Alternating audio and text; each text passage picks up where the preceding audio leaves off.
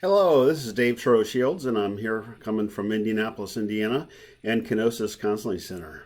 Today, I want to show you how to save somebody's life, and I mean that literally.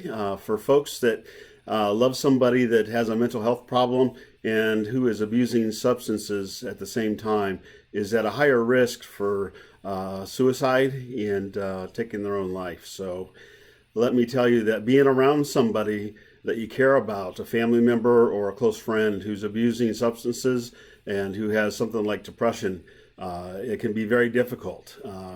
You can feel helpless and frustrated, emotionally and physically drained. And approaching somebody, a relative or a friend in this state, can be a very difficult thing to do.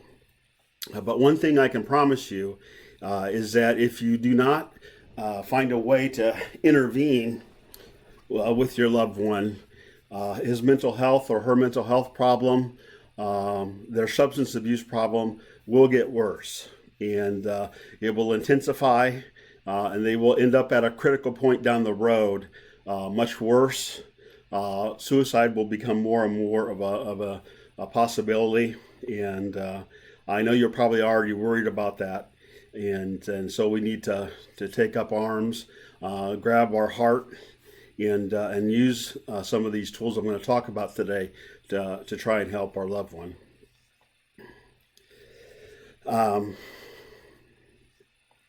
People who struggle with depression, anxiety, substance abuse, they often feel isolated, profoundly lonely, and powerless. Offering them the right kind of support and practical solutions that I'm going to talk about today can make an enormous difference in how your loved one feels about the future.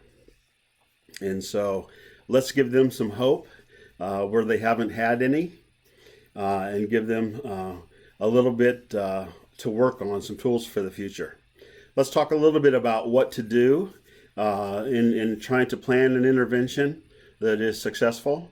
I've worked in my 30 plus years of experience as a psychotherapist and life coach. I have worked with probably hundreds of families now over time in planning interventions alongside some of the best folks that I've ever known.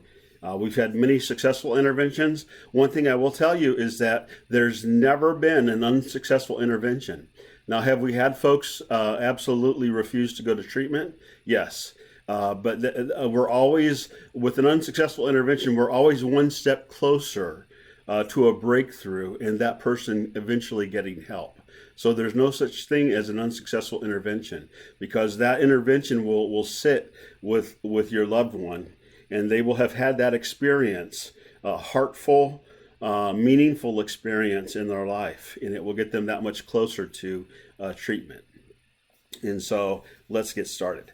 Step one, we have to decide who's going to take the lead, who's going to be the one that steps up and takes the lead. We're going to need somebody to take the power position in this intervention. And it needs to be somebody who can keep a level head, somebody that can provide leadership, somebody, it's possibly then somebody of faith that can do this, but somebody who can not easily get pulled in or manipulated by the loved one.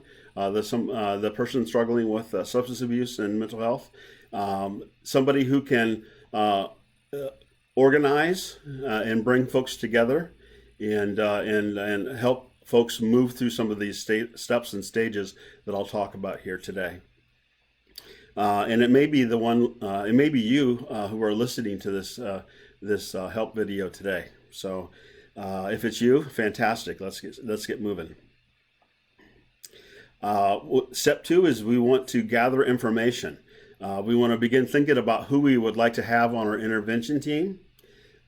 Usually is comprised of 4 to 6 individuals, and we don't want too many, and we don't want too few. But 4 to 6 folks is normally about right, and so we want to bring folks in who can, who can provide some heartful responses to the loved one themselves. We don't want to bring anybody into the intervention team that our loved one absolutely hates, despises, or doesn't like. We want to bring folks in that he has some respect for, that he's known for a while. It could be a close friend. It could be other family members. It could be distant family members, but somebody that he knows and has some respect for. We want to make sure that the family members are informed about the severity of the mental health problems and the severity of the substance abuse problems. People that you may want to have in this intervention may not know about the severity. As family members and friends, we often try to protect other people from that knowledge. And in an intervention, we want to make sure that we're honest and completely honest about how bad it's gotten here lately. And so we want to do that. And encourage people in the intervention team to do their own research about the problems so that they have a better understanding of what we're dealing with. In this step 2, we're gathering information. And you also want to start gathering information about treatment options as well. You want to start contacting your insurance company or your loved one's insurance company and trying to check out options for treatment, calling treatment centers and talking to addiction professionals and asking about what levels of treatment is covered with insurance. Giving them information about your son or daughter's use or your loved one's use, and talking to them about what typically they would recommend for that kind of use in terms of level of care. Is it IOP for intensive outpatient treatment? Is it day treatment where they would go 3 to 5 days a week? Would it be intensive inpatient care? And those sorts of things. But you want to begin to wrap your mind around the kind of referral that you're going to want to make to your loved one at the end of the intervention. And so you want to start that in step 2. In step 3, you want to solidify the intervention team. So you want to make sure that you've got the team that you're going to do the intervention with.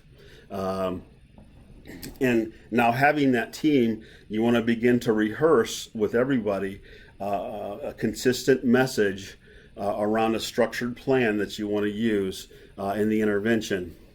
You want to set a date for the intervention. You want to begin to, on an individual basis, everybody in the group, you want to talk individually about what is your biggest resistance to doing the intervention, and how are you vulnerable in an intervention to the loved one coming at you or manipulating you or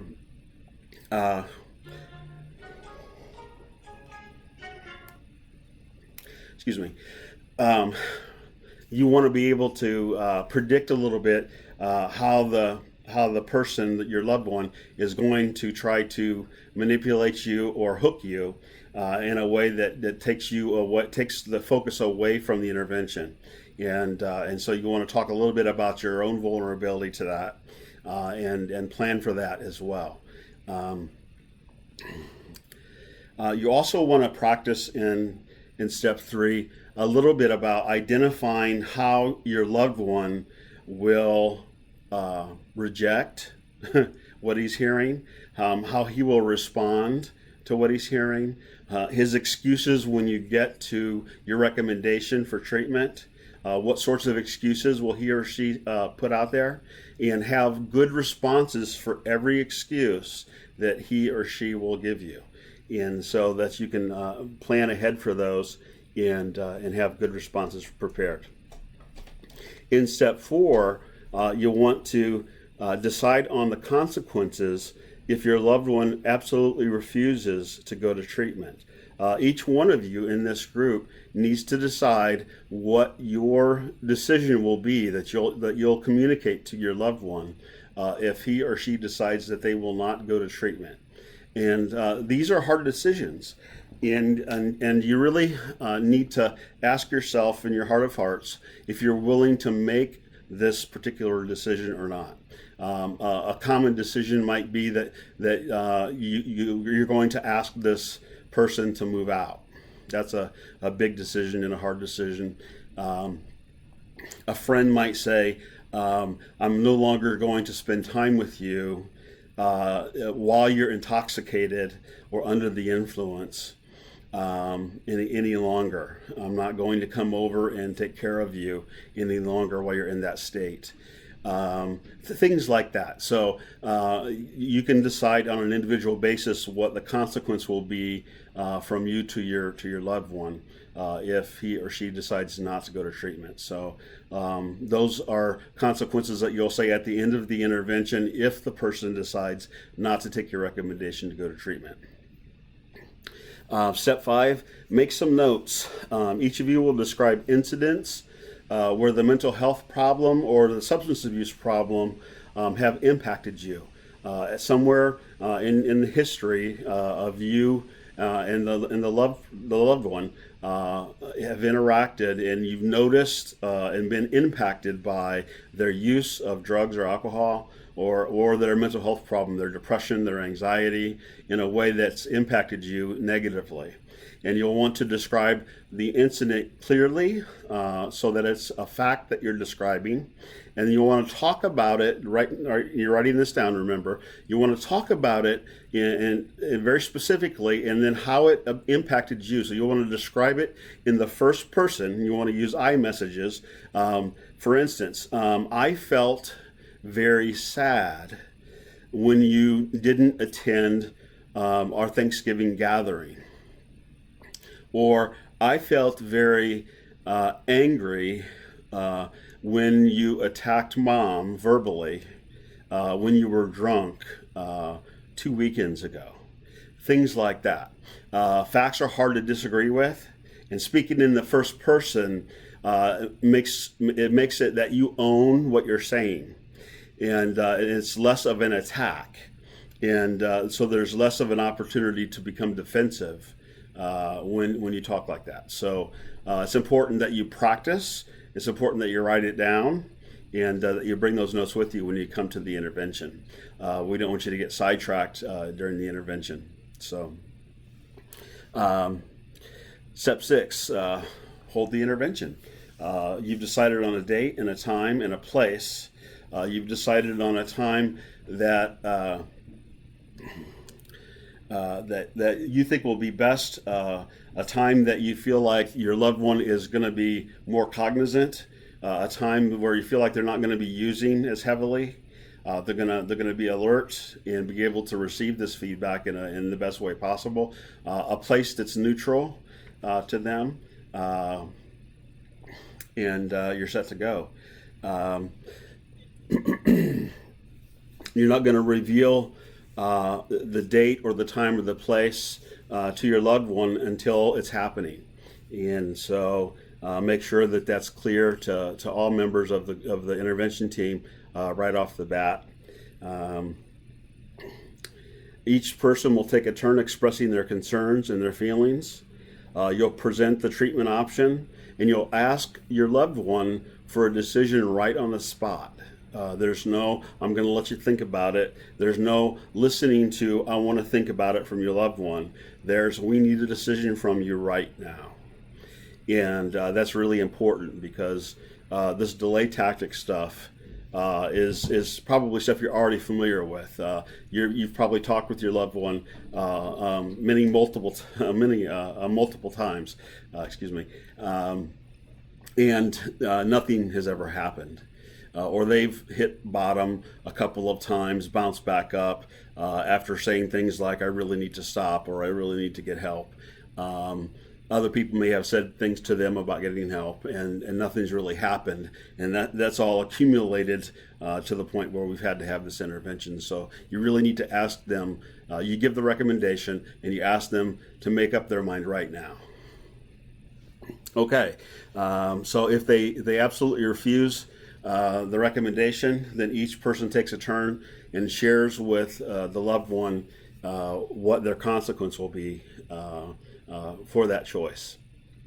So step 7 is coming back around and checking in. Your loved one, say your loved one goes to treatment, fantastic, you've done a great job, and they've made a fantastic choice for their future, and you've really regained a life. Fantastic. So you want to come back around, and you want to continue supporting your loved one in treatment in such a way that they stay in treatment for the total recommended amount of time that the professionals have said that he or she needs to be there. You don't want to get into any manipulation while they're in treatment where they try to manipulate you and their professionals and try to get out of treatment sooner. You don't want to allow them to manipulate and get out of inpatient treatment in 7 days and then not follow up with outpatient treatment, which is recommended. And so you've got to make certain that you keep your foot on the pedal and that your loved one out there in treatment continues to follow the recommendations to really get them to the best opportunity to achieve success. And so it doesn't end with the intervention. You have to stay strong, and you have to support them fully through the whole course of treatment, which may include inpatient, it may include intensive outpatient or day treatment, and then finally it may include outpatient one-on-one therapy or outpatient family therapy, and all of that. But the professionals will know what to do. Now, having said all that, I've done many an intervention, and there are some things to know about doing interventions that are important. If your loved one has been recently acutely suicidal, it may not be the right time for an intervention. It may be call the police, get this kid, get this loved one. It doesn't have to be a kid, I guess. Get this loved one to the hospital, even if it has to be through the police. And so another situation where it's contraindicated for an intervention is if your loved one has been prone to violence or violent outbursts. And then you're contraindicated to do an intervention that may push them into a violent episode where you don't trust that they wouldn't become violent in an intervention. If they've had intermittent explosive disorder is one of the diagnoses that we used in the field, and if you don't trust that they couldn't lose it like that, then we definitely want to be more careful with something like an intervention, or we want it guided by a professional. And that's something else for me to talk about as well. If you hear all of this today from me and you still feel absolutely bound up and not confident in being able to pull all this together and do an intervention, then you need help. And you may be fried from all the energy sucked out by the mental health issues and the substance abuse issues.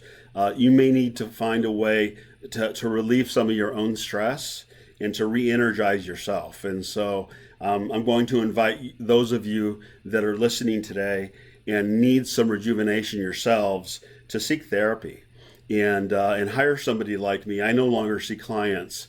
I do more writing and self-help stuff through video. Although I've got a great treatment team, I've got 13 therapists, including my wife, at Kenosis ready to help.